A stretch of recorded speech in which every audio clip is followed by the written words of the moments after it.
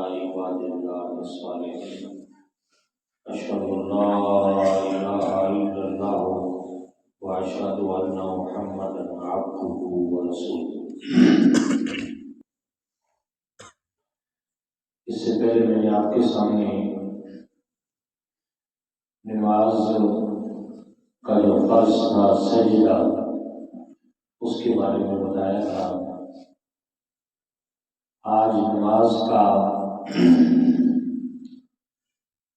چھٹا فرض قاعدہ اخیرہ اور ساتواں فرض خروج بالسنعی، اپنے ارادے سے نماز سے باہر نکلنا۔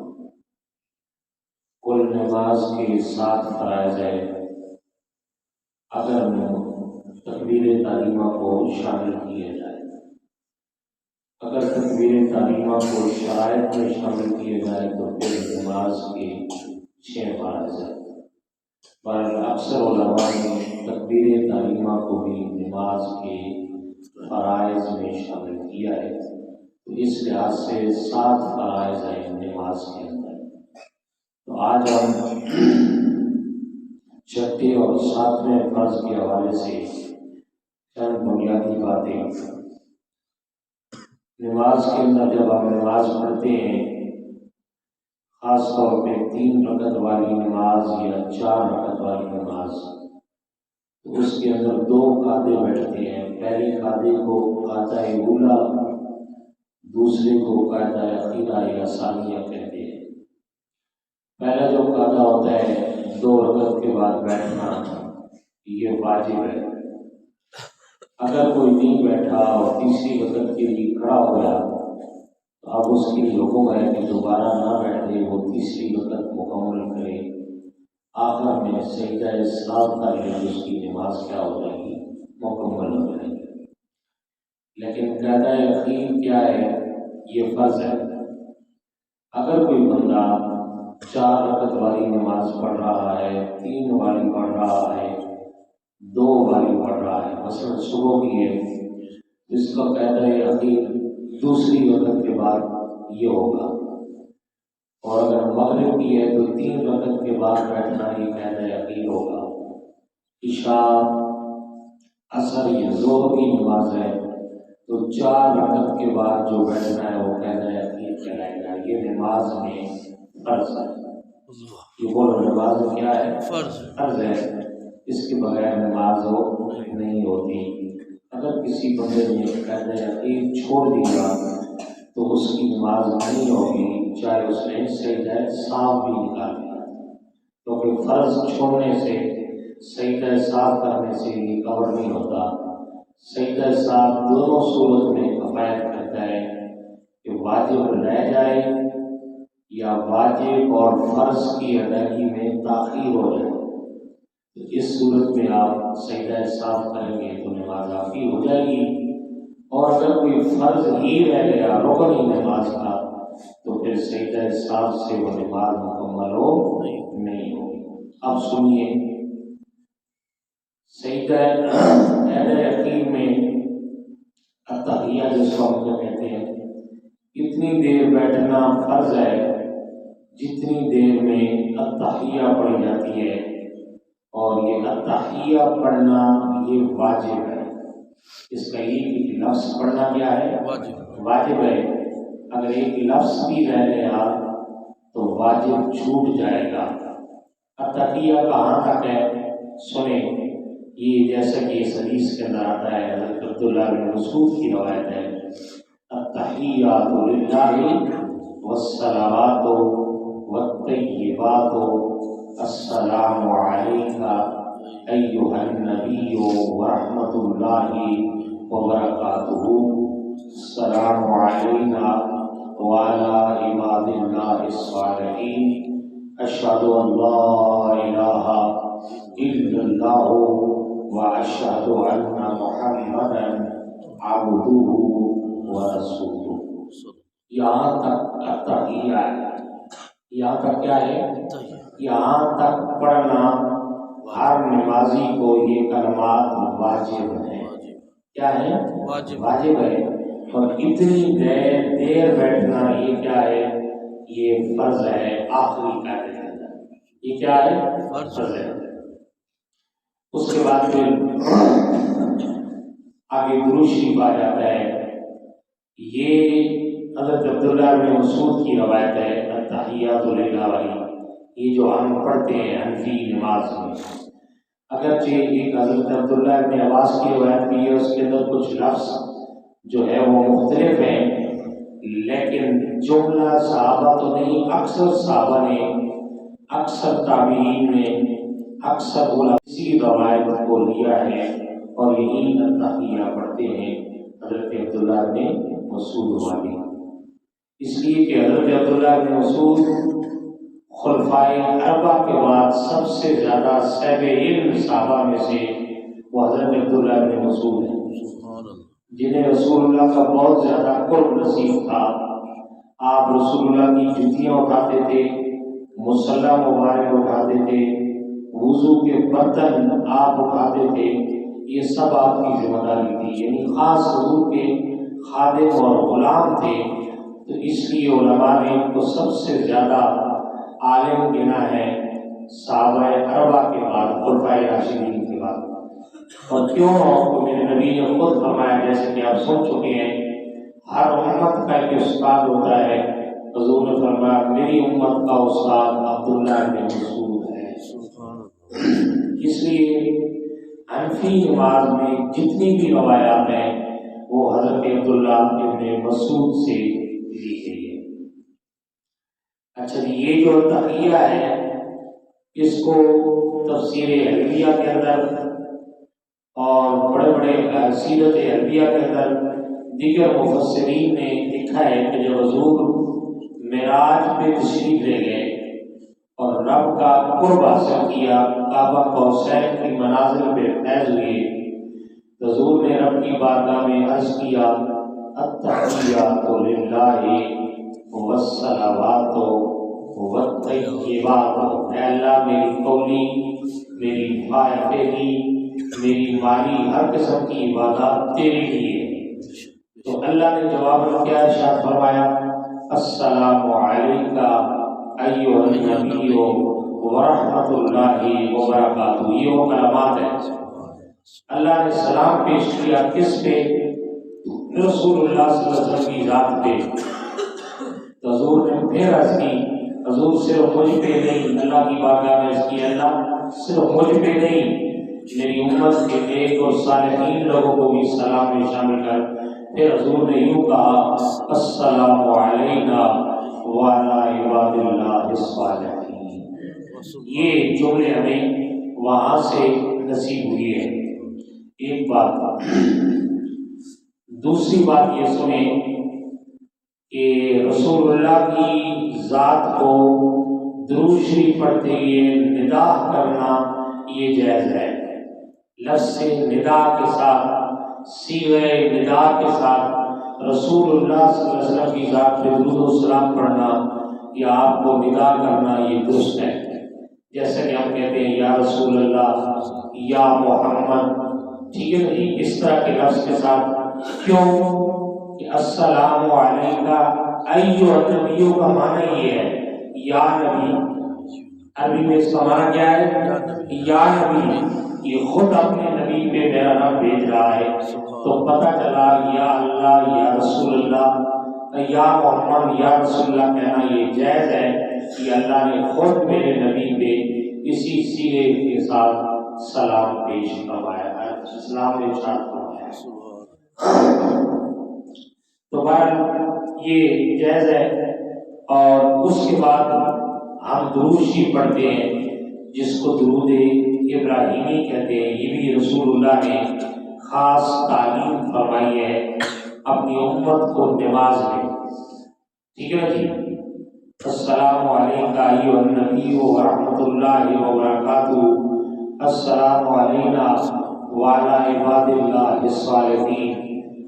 آگے اشہد ان لا الہ الا اللہ واشہد ان محمدا عبدہ ورسولہ، یہاں تک پڑھنا تو کیا ہے؟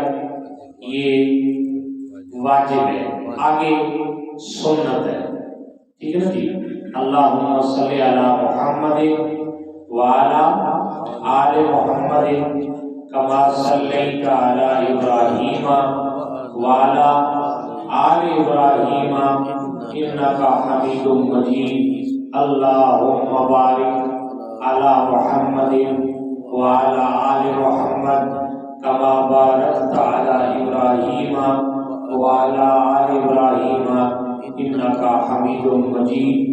اس کے ساتھ کوئی بھی دعائے معصوبہ یہ قرآن میں سے ہو یا حدیث نبوی میں سے ہو، ربنا آتنا فی الدنیا رب اجعلنی ربنا ظلمنا، یا کوئی حدیث کی دعا، لیکن دعا کے لیے ضروری ہے کہ جو دعا آپ کر رہے ہیں وہ عربی میں ہو، کسی اور زبان میں نہ ہو۔ زبان میں دعا کرنا نماز کے اندر یہ مکروہ ہے، عربی میں ہو، لیکن ہو بھی دعا کہاں سے؟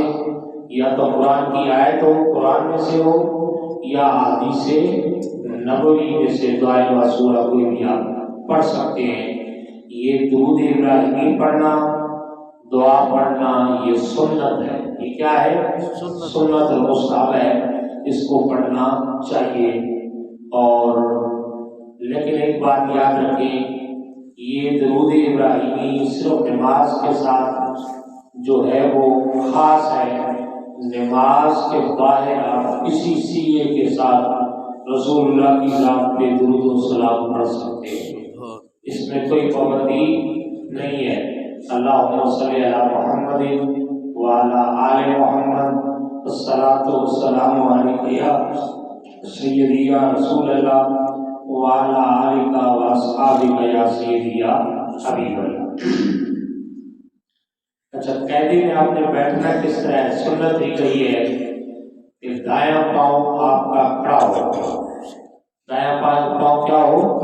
کھڑا ہو، اور دائیں پاؤں کی انگلیاں اگر صحیح ہیں، تندرست ہیں تو قبلہ کی جانب ہو، بایاں قدم بچھا ہوا ہو اس کے اوپر آپ بیٹھ سکتے ہیں۔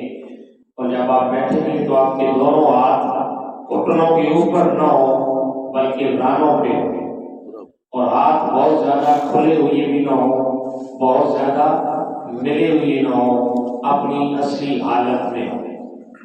جب آپ قاعدہ بیٹھیں گے تو آپ کی نگاہ گود میں ہونی چاہیے۔ یوں آپ جب قاعدہ بیٹھیں گے، درود شریف پڑھیں گے اور تحیہ پڑھیں گے، دعا پڑھیں گے، پھر اس کے بعد آخری فرض خروج بسمعی، اپنے ارادے سے نماز سے باہر آنا، یہ آخری فرض ہے، اپنے ارادے سے نماز سے باہر آنا۔ اور ارادہ یہ نہیں ہے کہ اپنی طرف سے کوئی علیحدہ حرکت کرے، نہیں، جو رسول اللہ نے طریقہ بتایا انہی لفظوں کے ساتھ نماز سے باہر آنا۔ اور وہ لفظ کیا ہے؟ سلام ہے۔ وہ لفظ کیا ہے؟ بولو، سلام ہے۔ السلام علیکم، دائیں طرف پہلے، پھر بائیں طرف السلام علیکم۔ لفظ سلام واجب ہے، لفظ سلام کیا ہے؟ واجب، بولو، واجب ہے، اس کے ساتھ باہر آنا ضروری ہے۔ اگر کوئی اور کلمات کے ساتھ آئے گا یا کچھ اور حرکت کر کے باہر آئے گا تو ہمارے نزدیک اس کے لیے ضروری ہے کہ وہ نماز کو لوٹائے، اس کی نماز نہیں ہوگی۔ لفظ سلام کے ساتھ نماز سے باہر آنا یہ واجب ہے۔ اور حضور جب سلام پھیرتے تو صحابہ کہتے ہیں آپ جب دائیں طرف سلام پھیرتے تو آپ کا دایاں رخسار مبارک پیچھے نظر آتا، جب آپ بائیں طرف سلام پھیرتے تو بایاں رخسار مبارک پیچھے نظر آتا۔ اچھا، آخری بات تھی، اس کے بعد نماز کا اختتام۔ اب نماز کے بعد کیا عمل کرنا ہے پھر انشاءاللہ آگے اس کو بیان کریں گے۔ سلام کرتے یہ نیت یہ کریں کہ جو آپ کے دائیں طرف نمازی ہیں، جب آپ دائیں طرف سلام پھیریں تو ان پہ سلامتی کی نیت کریں، اور جب آپ بائیں طرف پھیریں تو بائیں طرف جو نمازی ہیں ان پہ سلامتی کی نیت کریں۔ اور صرف نمازیوں بھی سلامتی کی نیت نہیں کرنی بلکہ جو آپ کے ساتھ فرشتے ہیں، نماز پڑھ بھی رہے ہوتے ہیں اور انسان کے ساتھ بھی ہوتے ہیں، ان فرشتوں میں بھی سلامتی کی نیت کریں. ان فرشتوں میں بھی کیا کریں؟ سلامتی کی نیت کریں. بیک وقت ہر آدمی کے ساتھ صرف 2 فرشتے نہیں ہوتے، 10 فرشتے ہوتے ہیں. یہ اللہ کا نظام ہے. کتنے فرشتے ہوتے ہیں؟ 10. آپ معلومات سنیں، 10 فرشتے ہوتے ہیں. 2 فرشتے تو مشہور ہیں، کرامن کاتبین. ایک دائیں طرف ہے، ایک بائیں طرف ہے. دائیں طرف والا کیا کرتا ہے؟ نیکیاں لکھتا ہے. بائیں طرف والا برائیاں لکھتا ہے. ایک تو یہ ہے. اس کے علاوہ ایک فرشتہ بندے کی آگے کی جانب ہوتا ہے، جو بندے کی آگے کی جانب ہوتا ہے اور جو بندے کو نیکی کی طرف ابھارتا ہے. ایک فرشتہ بندے کے پیچھے کی طرف سے ہوتا ہے، جو بندے کا دفاع کرتا ہے، کسی ضرر چیز کو بندے کی طرف نہیں آنے دیتا. 2 فرشتے بندے کے ہونٹ پہ مقرر ہے. کس پہ؟ ہونٹ پہ. جب ہونٹ حرکت کرتے ہیں، خاص طور پہ رسول اللہ کی ذات پہ درود بھیجتے ہیں، سلام بھیجتے ہیں جب کوئی بندہ، تو وہ 2 فرشتے وہ ہدیے درود و سلام رسول اللہ کی بارگاہ میں پیش کرتے ہیں. ایک فرشتہ ایک اور بندے کے منہ کے اوپر مقرر ہے، جو کسی ضرر چیز کو بندے کے، خاص طور پہ سانپ وغیرہ. جب بندہ سویا ہوتا ہے، کبھی سنا ہے اللہ ماشاءاللہ کے بندے کے منہ کے اندر سانپ چلا گیا ہے، حالانکہ وہ جنگل میں سویا ہوتا ہے، نہیں جا سکتا، اس لیے کہ اللہ نے بندے کی حفاظت کے لیے ایک فرشتہ مقرر کر رکھا ہے. اس کام کے لیے 2 فرشتے آنکھوں پہ مقرر ہوتے ہیں. کہاں پہ ہوتے ہیں؟ آنکھوں پہ، جو اس کو حرکت دیتے ہیں. دیکھیں نا، یہ درخت سے بھی آنکھ خراب ہو جائے، اگر حرکت ہی نہ کرے تو بندہ دیکھ سکتا ہے.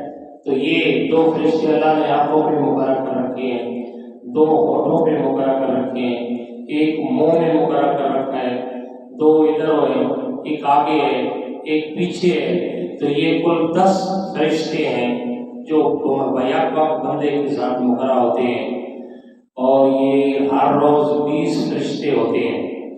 یعنی جو 10 فرشتے اب صبح کی نماز کے وقت آئے ہیں نا، اب ڈیوٹی تبدیل ہو گئی ہے، یہ عصر تک ہمارے ساتھ رہیں گے. کب تک رہیں گے؟ عصر تک. اور عصر کے بعد یہ چلے جائیں گے، 10 اور آ جائیں گے، اور وہ دوسرے دن صبح تک ہمارے ساتھ رہیں گے. یہ رب کا ایک نظام ہے جو اللہ نے بنا رکھا ہے. اللہ اکبر. اس کی قدرت پہ قربان جائیے کہ ہر انسان کے ساتھ 20 فرشتے روز ڈیوٹی دیتے ہیں. تو فرشتوں کی تعداد کو کوئی جان سکتا ہے؟ 70,000 فرشتے روز رسول اللہ کے دیدار کے لیے مسجد نبی میں آتے ہیں، مدینہ پاک میں آتے ہیں. اور جو جماعت ایک دفعہ آ سکتی ہے، قیامت تک دوبارہ اس کا نمبر نہیں آئے گا.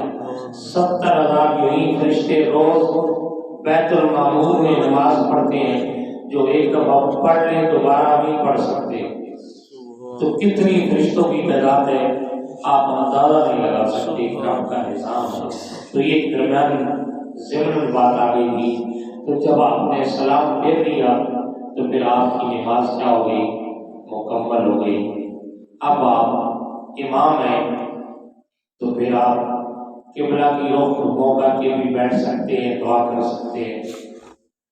اپنے بائیں طرف بھی منہ کر کے بیٹھ سکتے ہیں، مقتدیوں کی طرف منہ کر کے بھی بیٹھ سکتے ہیں، اور دائیں طرف بھی. لیکن زیادہ آسان یہی ہے کہ دائیں جو ہے امام اپنے دائیں طرف جب وہ امامت کر لے تو اپنا رخ موڑے، اور اس کے بعد جو بھی ذکر و اذکار، دعا، کلمات و طیبات پھر انشاءاللہ آگے آئیں گے نماز کے بعد جو پڑھے جاتے ہیں ان کا ذکر کیا جائے گا. تو یوں ہماری نماز الحمدللہ مکمل ہو گئی.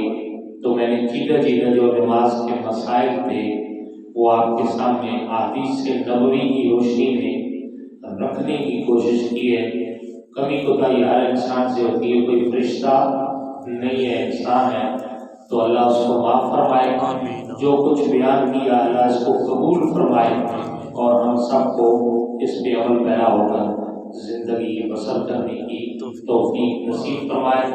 تو الحمدللہ جو میں نے آپ کے سامنے نماز کا طریقہ بتایا، ہم جو حنفی نماز پڑھتے ہیں اس کا ہر عمل الحمدللہ ثم الحمدللہ حدیث نبوی سے ثابت ہے، حضور نے خود ہی عمل کیا ہے، اس لیے کوئی یہ نہیں کہہ سکتا کہ یہ اپنی طرف سے ہے۔ الحمدللہ ہماری نماز بھی رسول اللہ کے فرمان آپ کے طریقے کے مطابق ہے۔ اللہ عمل کی توفیق نصیب فرمائے، آپ کا آنا یہاں اپنی بارگاہ میں قبول فرمائے۔ بس یہ شرط قبولیت کا وقت ہوتا ہے، خاص طور پہ جب دینی کئی مجلس کو فرشتے ہوتے ہیں، وہاں خصوصی طور پہ دعائیں قبول ہوتی ہیں، تو بندہ اپنے لیے دعا کرے تو قبول ہوتی ہے، لیکن دوسرا اگر کسی کے لیے خالصتاً دعا کرے تو اللہ اس کو زیادہ قبول کرتا ہے۔ تو آپ سے گزارش ہے کہ ایک ہمارا نماز کا حصہ مکمل ہوا، آگے بھی لمبا باب ہے، انشاءاللہ چلیں گے، تو آپ جہاں اپنے لیے دعا کریں گے میرے لیے بھی دعا کریں گے۔ پھر کچھ سے دنوں میں کافی خراب ہے، دعا کریں اللہ تبارک و تعالیٰ صحت کی مالی نصیب فرمائے، اور جو صحت عطا فرمائے اس کے اندر بس دین کا کام کرنے کی توفیق نصیب فرمائے۔